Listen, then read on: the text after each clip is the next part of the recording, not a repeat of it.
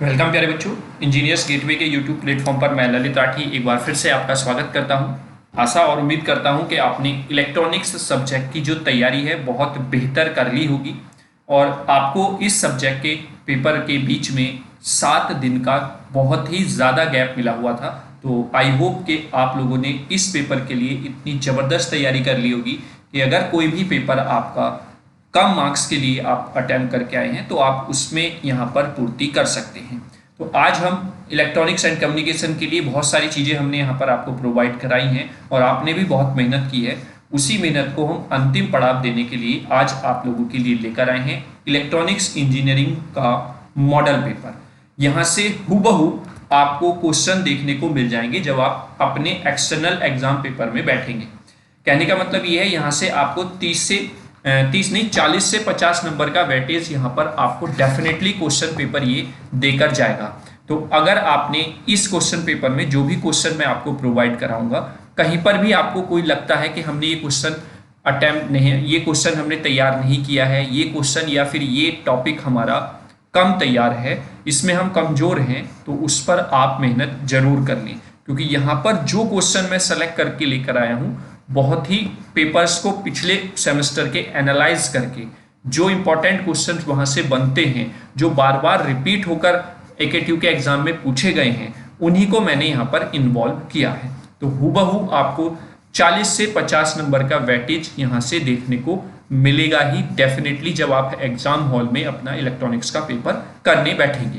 तो वीडियो को स्टार्ट करने से पहले आप वीडियो को ज़्यादा से ज़्यादा शेयर कर दीजिए जिससे कि सभी बच्चे वीडियो का लाभ उठा सकें और इलेक्ट्रॉनिक्स के जो पेपर है उसकी तैयारी को अंतिम रूप दे सकें और कहीं पर भी उनकी कोई चूक ना हो। जो भी उन्होंने 7 से 8 इन पर्टिकुलर डेज में जो बहुत ही कड़ी मेहनत की है, पूरे सेमेस्टर तो मेहनत की ही है, लेकिन इन 7 दिन में जो कड़ी मेहनत की है अपने इस एक पर्टिकुलर सब्जेक्ट को लेकर, तो उसमें वो सफल हों और अच्छे मार्क्स अचीव कर पाएं। इसलिए सबके पास ये वीडियो पहुंच जाए। कोड आपको पता है आपके पेपर का बीईसी, क्योंकि आप सेकंड सेमेस्टर में पढ़ रहे हैं तो 201 हो जाता है। जो बच्चे फर्स्ट सेमेस्टर में पढ़ते हैं उनके लिए कोड हो जाता है 101। ठीक है, तो चलिए स्टार्ट करते हैं। उससे पहले आप लोगों ने वीडियो के लिंक को सभी अपने सोशल मीडिया अकाउंट पर शेयर कर दिया होगा, ऐसी मुझे उम्मीद है आपसे और विश्वास भी है कि आप जो चीज़ें आपको कही जाती हैं वो डेफिनेटली आप करते भी हैं। इसी वजह से आप लोगों का और हमारे बीच में इतना प्यार बना हुआ है कि हम आपके लिए जो भी आप डिमांड करते हैं उसको पूरा करने की हम कोशिश करते हैं, ताकि आप लोगों के जो पेपर्स हैं वो बेहतर जा सकें और आपको कहीं पर भी ऐसा ना लगे जब आप एग्जाम हॉल में बैठें कि आपका कॉन्फिडेंस लेवल कम है। ठीक है, तो आप कुछ पेपर को अगर देखेंगे तो कुछ इस तरीके से आपके पास पेपर मिलता है, क्योंकि आप 2 पेपर ऑलरेडी दे चुके हैं। तो यहाँ पर सब्जेक्ट कोड आपको दिया होता है, यहाँ आपको रोल नंबर लिखने के लिए स्पेस दिया होता है, इधर आपकी पेपर आईडी दी होती है। थ्योरी एग्जाम 2023-24 यहाँ पर लिखा होता है बीटेक के लिए, और फंडामेंटल्स ऑफ इलेक्ट्रॉनिक्स इंजीनियरिंग इस तरीके से सब्जेक्ट का नेम यहाँ पर मेंशन रहेगा। मैक्सिमम मार्क्स जो है वो 70 का ही आपका पेपर होना है, जैसे कि आपके 2 पेपर मैथ, फिजिक्स या केमिस्ट्री के आपके हुए हैं। 3 घंटे का आपको समय मिलता है। 3 सेक्शन आपके यहाँ पर होते हैं पूरे क्वेश्चन पेपर में, तीनों के तीनों सेक्शंस आपको यहाँ पर अटेम्प्ट करने होते हैं। कोई भी डेटा अगर मिस होता है तो आप उसको अपनी अकॉर्डिंग वहाँ पर सुटेबल तरीके से वहाँ पर यूज कर सकते हैं। ठीक है, पहला क्वेश्चन ऑलरेडी यहाँ पर आ चुका है। उससे पहले हम बात कर लेते हैं सेक्शन ए की। सेक्शन ए में आपके 7 क्वेश्चन होते हैं, सातों के सातों क्वेश्चन आपको अटेम्प्ट करने होते हैं।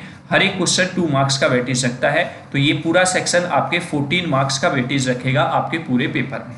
तो अगर हम सेक्शन ए के पहले क्वेश्चन की बात करें तो उससे पहले मैं आपको एक ये बात और बता देता हूं कि यहाँ पर जो भी क्वेश्चन होंगे उनका आंसर आपको ब्रीफली यानी कि शॉर्ट फॉर्म में देना होता है। मिनिमम आप 30 से 40 वर्ड तो लिखेंगे ही लिखेंगे, मैक्सिमम आप 50 वर्ड्स तक भी जा सकते हैं इस 2 मार्क्स के पॉइंट ऑफ व्यू से क्वेश्चन के आंसर के एक्सप्लेनेशन में। अगर वहां पर नीड है कि आप डायग्राम भी वहां पर बनाएं तो आप कोशिश करें डायग्राम जरूर बनाकर आएं। 30 से 40 वर्ड आप लिख तो रहे हैं, लेकिन अगर आपको लगता है कि आप इसमें डायग्राम भी बना सकते हैं तो आप डायग्राम अवश्य बनाएं, क्योंकि डायग्राम से एक पॉजिटिव इंपैक्ट पड़ता है जब एग्जामिनर आपकी कॉपी को चेक करता है। तो अगर मैं पहले क्वेश्चन की बात करूं यहाँ पर कि explain the doping and depletion layer in the diode. Diode में डोपिंग जो हम करते हैं उसका कॉन्सेप्ट यहाँ पर पूछा गया है 1 नंबर में, और डिप्लेशन लेयर का कॉन्सेप्ट पूछा गया है 1 नंबर में, तो आपको यहाँ पर बहुत ज़्यादा डिटेल में लिखने की जरूरत नहीं है। आप केवल 30 से 40 वर्ड में इसका थ्योरेटिकल पोर्शन लिखेंगे और साथ ही साथ इसका डायग्राम भी यहाँ पर बना देंगे, तो आपके 2 मार्क्स बहुत अच्छे से आपको मिल जाएंगे। ठीक है, क्लियर हुआ। चलिए अब दूसरे क्वेश्चन की अगर मैं बात करूं यहाँ पर सेक्शन ए में, तो एक्सप्लेन करना है principle of operation of LED. LED के वर्किंग प्रिंसिपल को यहाँ पर एक्सप्लेन करना है। मतलब कहने का ये है कि स्पॉन्टेनियस एमिशन को यहाँ पर पूछा गया है, या फिर एलईडी का कुछ जो उसका इंट्रोडक्शन है 3 से 4 लाइन में, वो आप यहाँ पर बता देंगे कि एलईडी होती क्या है, कैसे ये ऑपरेशन इसका परफॉर्म होता है। तो बेसिकली आपसे 2 मार्क्स के पॉइंट ऑफ व्यू से ये पूछा गया है। ठीक, तो आई होप दोनों क्वेश्चन आपके बहुत अच्छे से तैयार होंगे। अगर कहीं पे आपको लगता है तो इन क्वेश्चंस में आप उन क्वेश्चन को तैयार जरूर कर लें। इससे पहले हमने इसके लिए भी एक श्रृंखला 2 मार्क्स के पॉइंट ऑफ व्यू से बनाई हुई है, आप उसको देख कर आए होंगे, तो कहीं पे भी किसी भी क्वेश्चन में आपको कोई समस्या नहीं आने वाली है। ठीक है, चलिए आगे अगर मैं बात करूं नेक्स्ट क्वेश्चन की, सेक्शन ए का तीसरा question, drive the relationship between the alpha and beta. अगर सेकंड यूनिट से मैं बात करूं तो अल्फा और बीटा के बीच में जो रिलेशन है वो 2 मार्क्स में न्यूमेरिकल की फॉर्म में भी पूछा जा सकता है, डेरिवेशन की फॉर्म में भी पूछा जा सकता है। तो ये आप ये मान के चलिए 2 मार्क्स के पॉइंट ऑफ व्यू से एक तरीके से इलेक्ट्रॉनिक्स के लिए रीढ़ की हड्डी है। यहाँ से आपको एक क्वेश्चन डेफिनेटली देखने को मिलेगा ही मिलेगा, चाहे आप थ्योरेटिकल पोर्शन थ्योरेटिकल की टर्म में देख लीजिए या फिर आप न्यूमेरिकल की टर्म में इस क्वेश्चन को इन्वॉल्व कर सकते हैं। ठीक है, चलिए आगे नेक्स्ट क्वेश्चन 4 नंबर की बात करते हैं। तो डिस्क्राइब करना है how FET can be used as a voltage variable resistor. जो एफईटी यानी कि फील्ड इफेक्ट ट्रांजिस्टर होता है वो वोल्टेज वेरिएबल रजिस्टर की तरह से किस तरीके से क्यों यूज किया जाता है, ये यहाँ पर पूछा गया है। तो 2 मार्क्स के पॉइंट ऑफ व्यू से ही आपको लिखना है। ऐसा नहीं कि आप एफईटी के बारे में लिखें, फिर उसके टाइप्स लिखें, फिर एक एक टाइप को डिस्क्राइब करें, फिर आप लास्ट में जाकर लिखें कि वोल्टेज वेरिएबल रजिस्टर की तरह हम यूज करते हैं। नहीं, आपको केवल पॉइंट टू पॉइंट चीजें यहाँ पर 2 मार्क्स में लिखनी होती हैं, डिटेल में आपको नहीं जाना होता है। ठीक, चलिए नेक्स्ट क्वेश्चन की बात करते हैं। Question number E, list the ideal characteristics of the operational amplifier. Most important है 2 मार्क्स में, या फिर लॉन्ग क्वेश्चन में किसी भी क्वेश्चन के साथ इसको ऐड करके वो आपसे पूछ सकता है। लेकिन ऑपरेशनल एम्पलीफायर की आइडियल कैरेक्टरिस्टिक्स जो हैं वो आपसे डेफिनेटली एग्जाम में पूछेगा ही पूछेगा, ये गारंटी है। जैसे कि अल्फा और बीटा के बीच में जो रिलेशन है या उस पर बेस्ड न्यूमेरिकल इंपॉर्टेंट है, मोस्ट इंपॉर्टेंट है, वैसे ही ideal characteristics of operation amplifier exam के लिए बहुत बहुत ज्यादा इंपॉर्टेंट है। ठीक है, चलिए नेक्स्ट क्वेश्चन नंबर 6 की बात करते हैं। यूनिट नंबर 4 का क्वेश्चन है, find the first and second complement of given value, जो कि ये बाइनरी की फॉर्म में आपको गिवन है। तो ये वैल्यू आपको दी हुई है, इसके लिए आपको फर्स्ट कॉम्प्लीमेंट और सेकंड कॉम्प्लीमेंट निकालना है। ठीक है, फर्स्ट कॉम्प्लीमेंट सेकंड कॉम्प्लीमेंट का एक सेपरेट वीडियो बना हुआ है, उससे अलग आप अपने सिलेबस के according 9th complement and 10th complement पढ़ते हैं, उसका भी एक सेपरेट वीडियो बना हुआ है, तो आप उनको जाकर देख सकते हैं अगर आपको 1s और 2s या फिर 9th और 10th कॉम्प्लीमेंट में कहीं पर भी कोई प्रॉब्लम है तो। ठीक है, तो यहाँ पर आपको इस बाइनरी नंबर का पहले फर्स्ट कॉम्प्लीमेंट निकालना है, फिर उसी के हेल्प से आपको सेकंड कॉम्प्लीमेंट यहाँ पर फाइंड आउट करके दिखा देना है। ठीक, चलिए आगे बात करते हैं लास्ट क्वेश्चन सेक्शन ए का, कि ब्रीफली डिस्कस करना है need of modulation in the communication engineering. Communication engineering में मॉड्यूलेशन की क्या नीड है, इसको ब्रीफली आपको डिस्कस करना है। और बेसिकली मैं बताऊं तो 3 से 4 पॉइंट मैंने आपको यहाँ पर बताए हुए हैं, वही 3 से 4 पॉइंट्स आपको लिखने हैं। उन पॉइंट्स के बारे में डिस्कस नहीं करना है, केवल वो पॉइंट्स आपको लिखकर दिखा देने हैं। और आगे भी पूछा गया है, also define the modulation index, और मॉड्यूलेशन इंडेक्स की डेफिनेशन भी यहाँ पर पूछ ली गई है। ठीक है, तो इस तरीके से अपने क्वेश्चन को आप पहले एनालाइज कीजिए कि क्या क्या चीजें उसमें पूछी हैं, फिर उसी के हिसाब से आप उसके मार्क्स देखिए कितने मार्क्स का वेटेज रखता है, फिर उसी के हिसाब से आपको आंसर लिखना होता है। ठीक है। जैसे सपोज यही क्वेश्चन हम ले लेते हैं, तो ये 1 नंबर में पूछा गया है कि नीड ऑफ मॉड्यूलेशन क्या है, और फिर 1 नंबर में आपसे मॉड्यूलेशन इंडेक्स की डेफिनेशन पूछ ली गई है। तो आप अब नीड ऑफ मॉड्यूलेशन में क्या क्या नीडें हैं उनको विद एग्जाम्पल या फिर एक्सप्लेन नहीं करेंगे पैराग्राफिकल फॉर्म में, आप केवल 3 से 4 पॉइंट लिख देंगे, वो 1 नंबर के लिए इनफ है, और फिर मॉड्यूलेशन इंडेक्स की डेफिनेशन, उसका फॉर्मूला लिख देंगे, दैट्स इट। और कुछ यहाँ पर डिटेल में आपको नहीं लिखना है, ठीक है। तो आई होप सेक्शन ए आपको क्लियर हो गया होगा, किस तरीके से आपको लिखना है, कितना आंसर आपको लिखना है, क्लियर। अब चलते हैं सेक्शन बी की तरफ, ठीक है। सेक्शन ए के लिए यानी कि 2 मार्क्स के क्वेश्चंस के लिए हमने एक सीरीज बनाई हुई है, आप उसको जाकर देख लीजिए, कहीं पे कोई भी प्रॉब्लम आपको नहीं होगी। अगर आपको ध्यान हो तो हमने उसको भूकाल श्रृंखला नाम दिया हुआ है, ठीक है। भूकाल सीरीज के नाम से हमने वो श्रृंखला स्टार्ट की हुई है, वहां पर हमने 7 से 8 क्वेश्चंस पेपर को एनालाइज किया आपके सिलेबस के अकॉर्डिंग, और उसमें से क्वेश्चंस उठाए और वो क्वेश्चन आपके पास लेकर आए विद सॉल्यूशन, ठीक है। आपके सामने वो रिप्रेजेंट किए, तो आपको 2 मार्क्स के किसी भी क्वेश्चन में कहीं पर कोई समस्या नहीं होगी, ठीक। चलिए अब सेक्शन बी की हम बात कर लेते हैं। सेक्शन बी पे से अगर हम पर्दा उठाएं तो सेक्शन बी में बेसिकली आपको 5 क्वेश्चंस दिए होते हैं, 5 यूनिट से एक एक क्वेश्चन आपको मिलेगा, और आपको करने जो होंगे वो कोई भी 3 क्वेश्चन आपको अटेम्प्ट करने होंगे, और हर एक क्वेश्चन आपका 7 मार्क्स का वेटेज रखता है। तो टोटल वेटेज अगर मैं बात करूं तो 21 मार्क्स का वेटेज है सेक्शन बी का, ठीक है। तो अब सेक्शन बी में हम पहला क्वेश्चन अगर देखें तो पहला क्वेश्चन हमने रखा हुआ है कि for the circuit shown in below determine the value of the maximum and minimum zener diode current, यानी कि zener as a shunt diode shunt regulator, उस पर बेस्ड ये न्यूमेरिकल आपसे पूछा गया है। और जब हमने अपने इलेक्ट्रॉनिक्स के सिलेबस का एनालिसिस किया था उस वीडियो में मैंने आपको 200% बताया था कि क्लिपर क्लैंपर या zener diode as a shunt minimum 1 numerical या मैक्सिमम 2 न्यूमेरिकल, 3 लॉन्ग क्वेश्चन में से डेफिनेटली आपको देखने को मिलेंगे ही मिलेंगे। तो पहला ही सेक्शन बी में जो हमने क्वेश्चन लिया है यहाँ पर वो zener diode as a shunt resistor shunt regulator, उस पर बेस्ड हमारा न्यूमेरिकल है, ठीक है। तो ये आपका सर्किट डायग्राम हो जाता है, इसमें आपसे वैल्यू पूछी गई है मिनिमम और मैक्सिमम जीनर डायोड करंट की, ठीक है। आई होप इस तरीके के क्वेश्चंस जितने भी हैं आपके 7 मार्क्स के पॉइंट ऑफ व्यू से न्यूमेरिकल की, तो उसकी हमने 2 सेपरेट वीडियोस बनाई हुई हैं। अगर वो आपने वीडियोस नहीं देखी हैं तो आप उनको जाकर जरूर देख लें।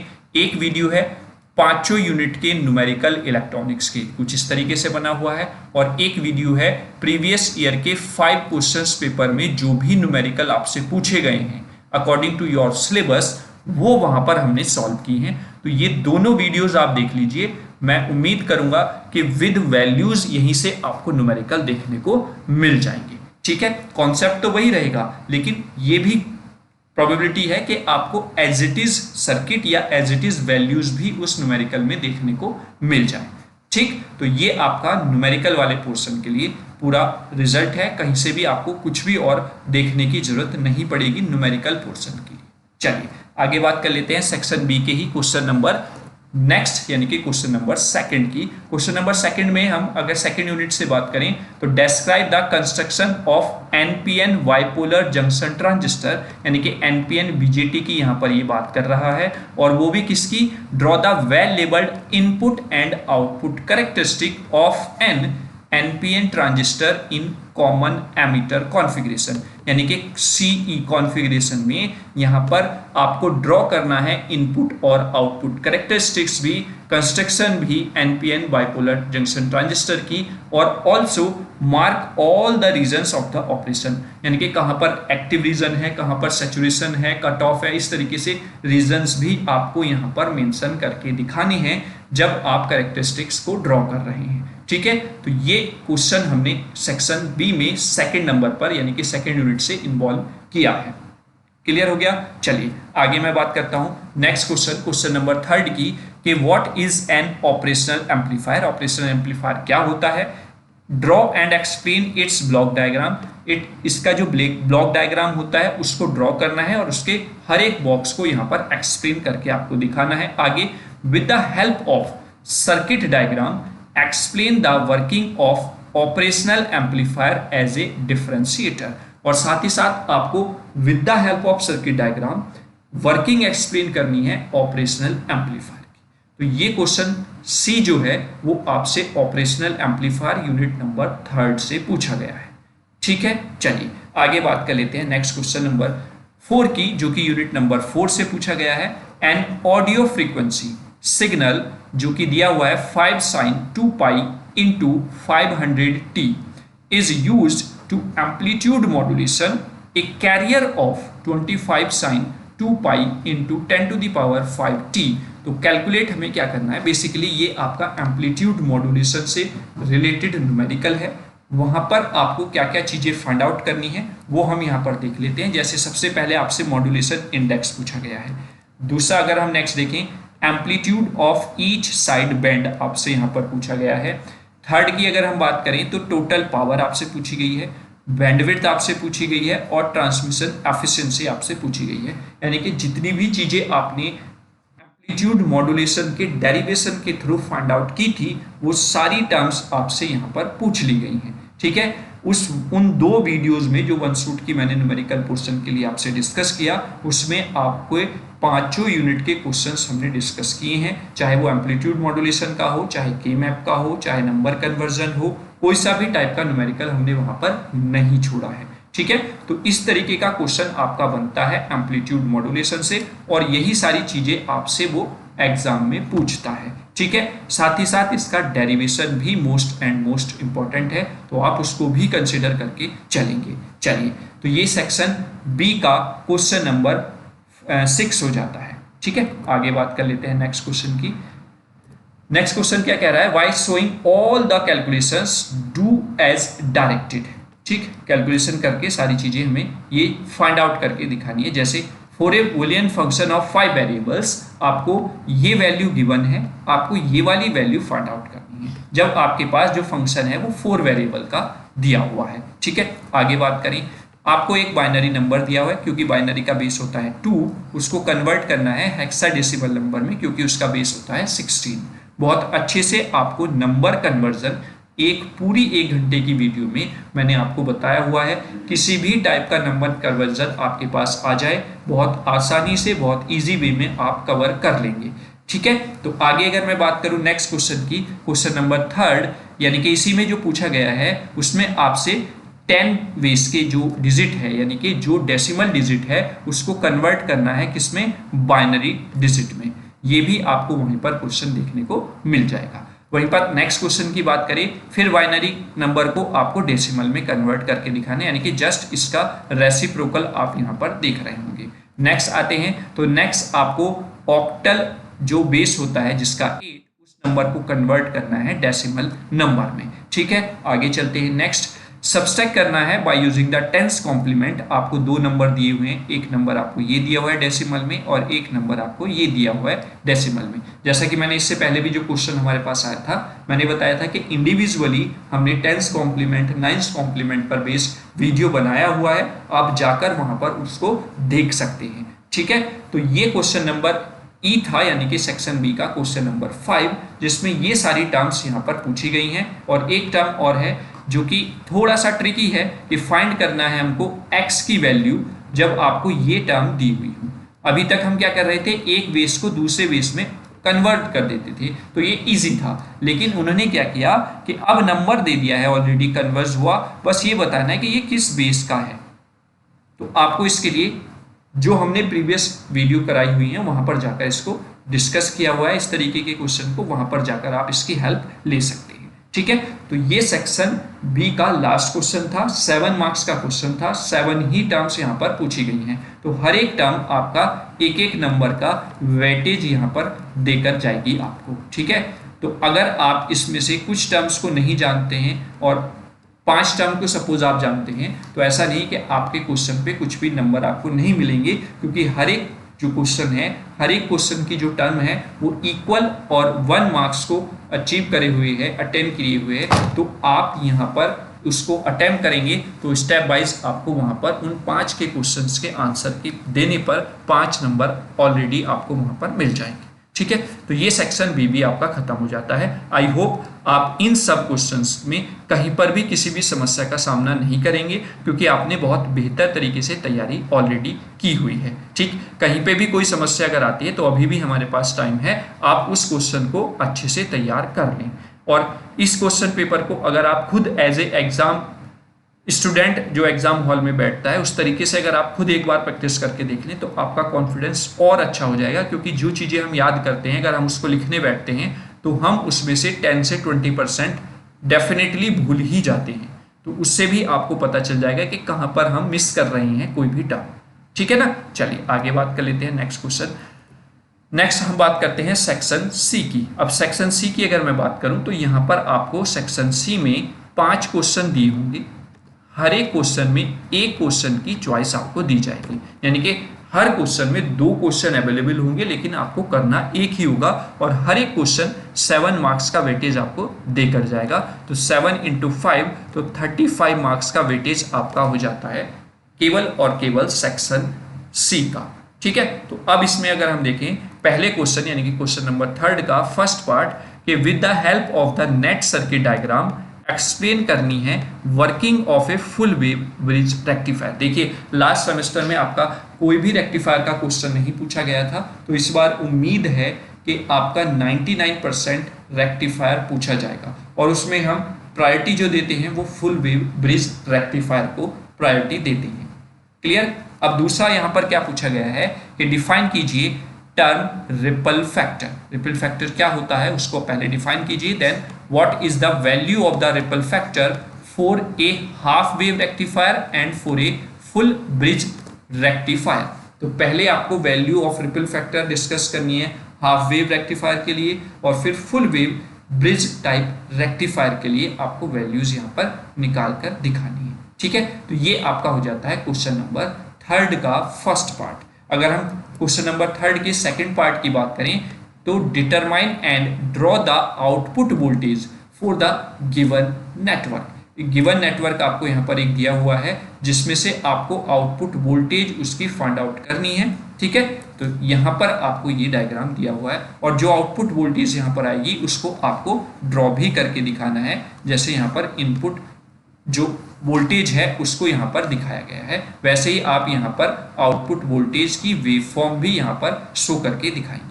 ठीक है, तो आई होप यहाँ पर क्वेश्चन नंबर 3 में जो दोनों पार्ट्स हैं वो भी आपने बहुत अच्छे से तैयार किए होंगे। ठीक, चलिए नेक्स्ट बात करते हैं। इसमें मैंने एक रिजर्व क्वेश्चन को और रखा हुआ है कि अगर इन क्वेश्चन में कहीं पर आपको कोई समस्या एग्जामिनर सोचता है कि ये वाला क्वेश्चन नहीं देना है तो फिर वो जाएगा आपका वोल्टेज मल्टीप्लायर्स पर। और वोल्टेज मल्टीप्लायर में भी बेसिकली ट्रिपलर और क्वाड्रुपलर सर्किट पर आपकी वहां पर जो इंपॉर्टेंस है वो बन जाती है, या प्रोबेबिलिटी जो है आने की वो वहां पर बन जाती है। तो फर्स्ट यूनिट से आपके 2 जो इंपॉर्टेंट क्वेश्चन थे वो मैंने इंक्लूड किए मॉडल पेपर में। फिर अगर उसमें से किसी में भी एग्जामिनर पेपर बनाते हुए कंफ्यूज होता है तो रिजर्व में हमने एक क्वेश्चन यहाँ पर इंक्लूड किया हुआ है जिसमें वो बात करेगा वोल्टेज मल्टीप्लायर की। ठीक है, यानी कि वोल्टेज मल्टीप्लायर आपसे यहाँ पर पूछा गया है, उसमें भी फिर एक्सप्लेन कराया है ट्रिपलर एंड क्वाड्रुपलर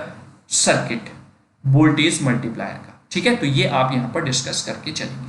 ठीक, चलिए मैं ये भी बताना चाहूंगा कि जो हमारी यूनिट वाइज मैं आपको इंपॉर्टेंट क्वेश्चंस बता रहा हूं उनका सॉल्यूशन भी हमने यूनिट वाइज क्वेश्चन की फॉर्म में किया हुआ है।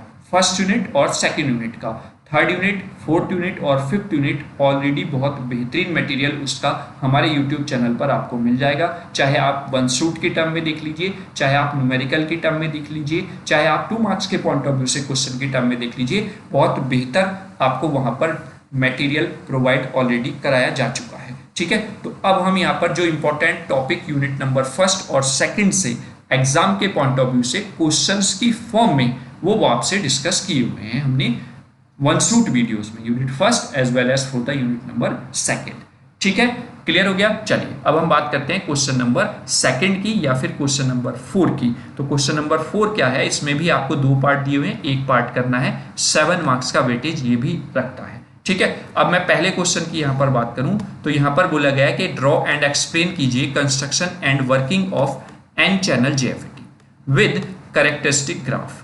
कंस्ट्रक्शन, उसकी वर्किंग यानी कि कंस्ट्रक्शन को ड्रॉ भी करना है, एक्सप्लेन भी करना है। फिर उसके बाद एन चैनल JFET की वर्किंग यहाँ पर पूछी गई है, और फाइनली जो ग्राफ बनता है यानी कि कैरेक्टरिस्टिक ग्राफ बनता है वो भी यहाँ पर ड्रॉ करने को बोला गया है। ठीक है, चलिए क्वेश्चन नंबर 4 का बी पार्ट अगर मैं आपसे बात करूं तो give the basic difference between the enhancement and depletion type MOSFET, यानी कि एनहेंसमेंट और डिप्लेशन टाइप मॉसफेट में बेसिक डिफरेंस कुछ पॉइंट्स में 3 से 4 पॉइंट्स में आपको यहाँ पर डिस्कस करना है। फिर आगे क्या है, discuss the construction of N channel depletion type MOSFET.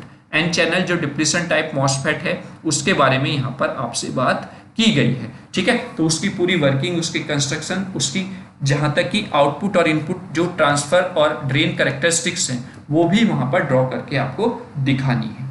ठीक, तो ये क्वेश्चन नंबर 4 था। आई होप क्वेश्चन नंबर 4 के जो दोनों क्वेश्चन है, क्योंकि करना तो आपको एक ही है लेकिन दोनों क्वेश्चन बहुत अच्छे से आप अटेम्प्ट कर लेंगे क्योंकि आपके कॉन्सेप्ट बहुत अच्छे से क्लियर हो चुके हैं। ठीक है, चलिए देखते हैं इसमें भी कोई रिजर्व क्वेश्चन है। नहीं, इसमें कोई रिजर्व क्वेश्चन नहीं है। अब हम बात करते हैं यूनिट नंबर 3 की। यूनिट नंबर 3 में भी 2 ही क्वेश्चन गिवन होंगे, एक पार्ट आपको करना है। 7 मार्क्स का ये भी क्वेश्चन आपका वेटेज लेकर चलता है।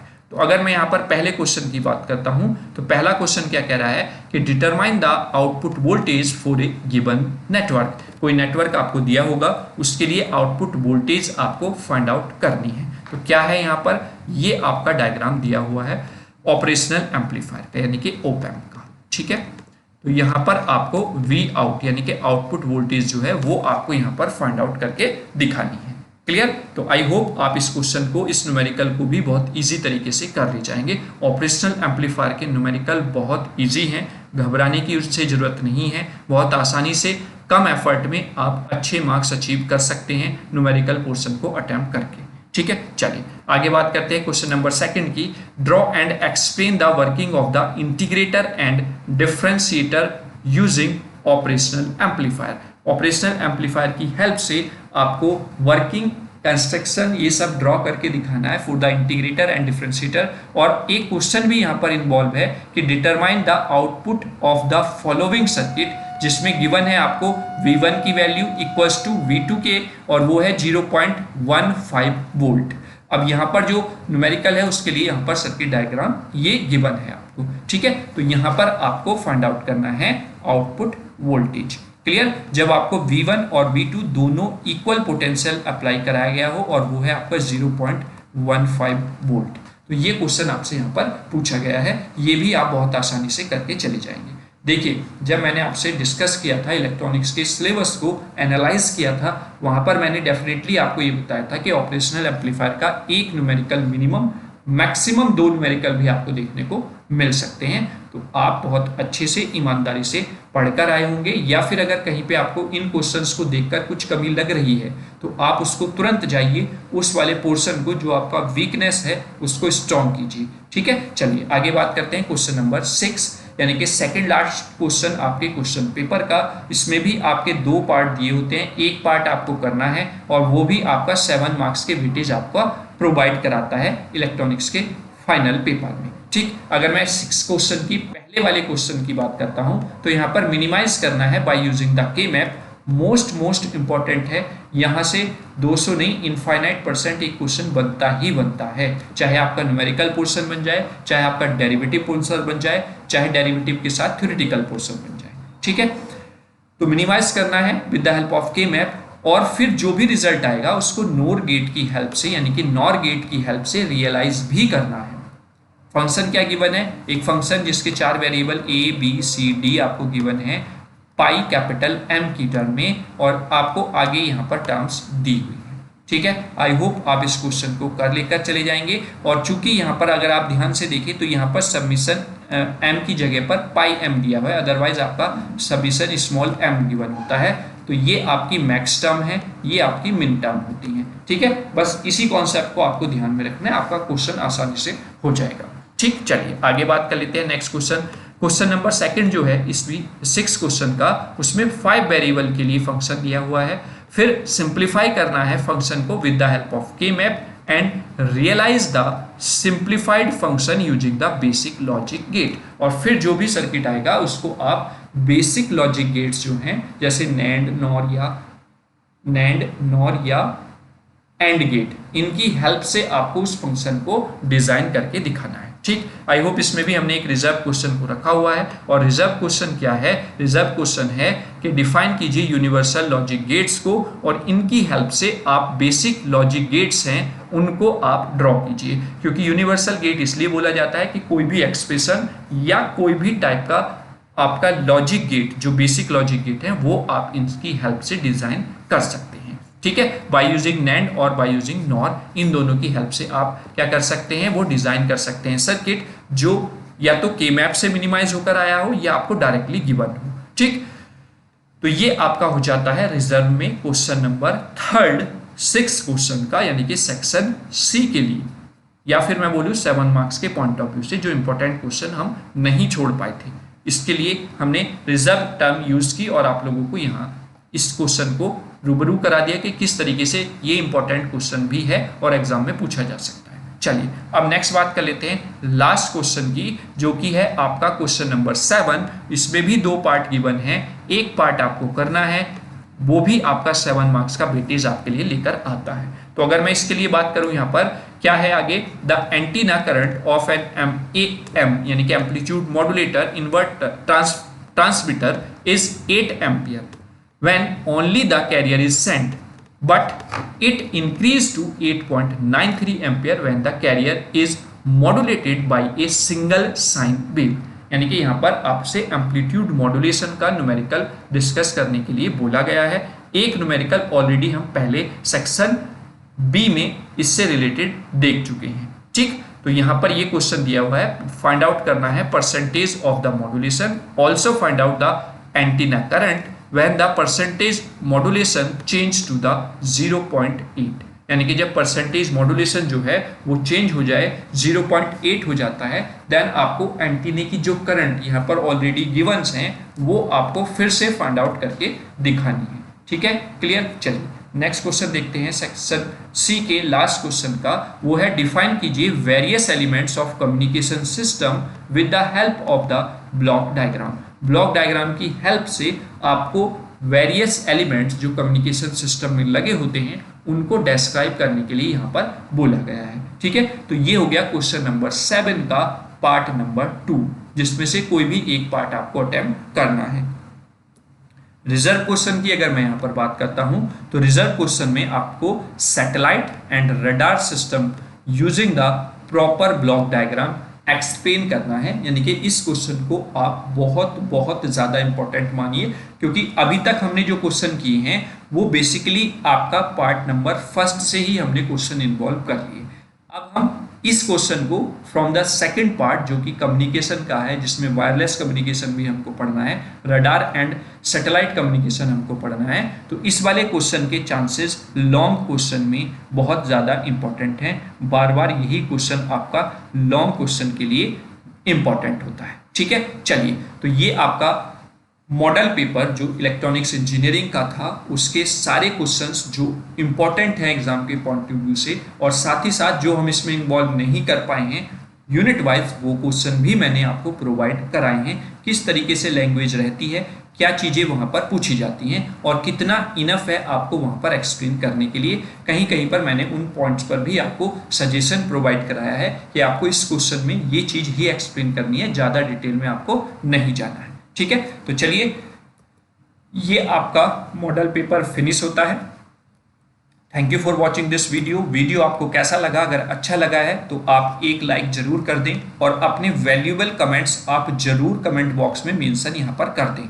कोई भी समस्या अगर है आपको, या फिर कोई भी आप एजुकेशनल पार्ट में कुछ चीज़ हमसे डिस्कस करना चाहते हैं, तो बेहिचक आप कमेंट बॉक्स या फिर हमारे हेल्पलाइन नंबर 8273708952 पर हमसे व्हाट्सएप या कॉल के माध्यम से डिस्कस कर सकते हैं। हम पूरी कोशिश करेंगे कि आपकी वहाँ पर कुछ ना कुछ हेल्प की जाए, और उसके लिए आप हमारी हेल्प करते ही हैं। और एक बार फिर से कर दीजिए, वीडियो को ज़्यादा से ज़्यादा बच्चों तक शेयर कर दें, जिससे कि सभी बच्चों तक वीडियो पहुँच सके। और अगर चैनल को सब्सक्राइब नहीं किया है तो चैनल को आप सब्सक्राइब कर लीजिए, बेल आइकन को प्रेस कर लीजिए, जिससे कि सारे नोटिफिकेशन टाइम टू टाइम मिलते रहें। और साथ ही साथ आप हमारे टेलीग्राम का जो चैनल है उससे भी अपडेट रहें।